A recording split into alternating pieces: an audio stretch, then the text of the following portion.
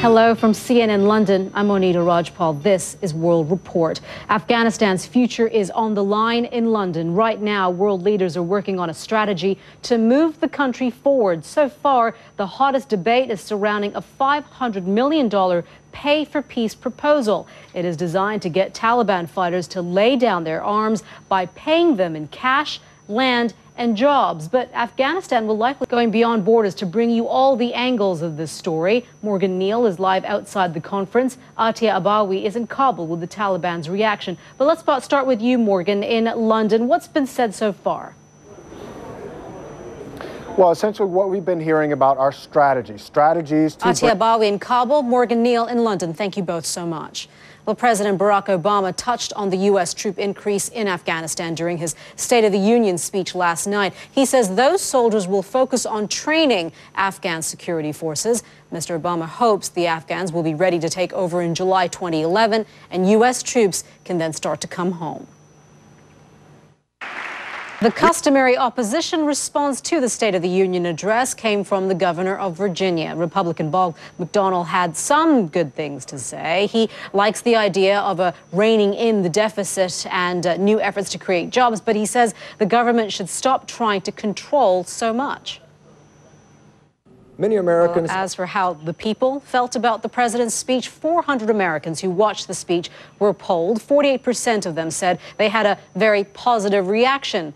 30% somewhat positive, and 21% said they had a negative reaction. It's certainly a difference on what a year makes. The public was much easier to win over just last February. 68% of viewers said they had a very positive reaction to a primetime address Barack Obama made back then, compared with 48% last night.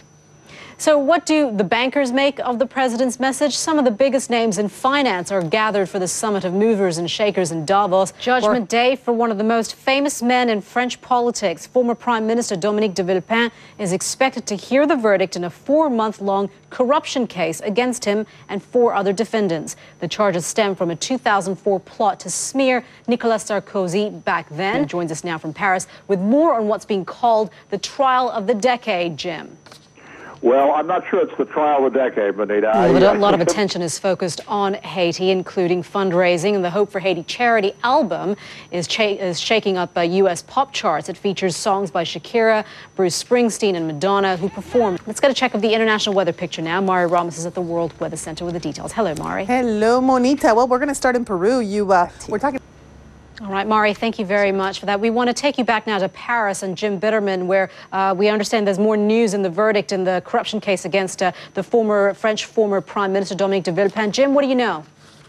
Monita, it's been being reliably reported here that Dominique Villepin has been found not guilty in the case, in the Clearstream case, and we still don't know exactly how the verdict is going to come out at the end, but this is what is in Paris once again, according to the verdict that we're hearing, that the verdict the corruption case against former French Prime Minister Dominique de Villepin, he has reportedly been acquitted on all charges. I'm Monita Rajpal in London. World Sport is next.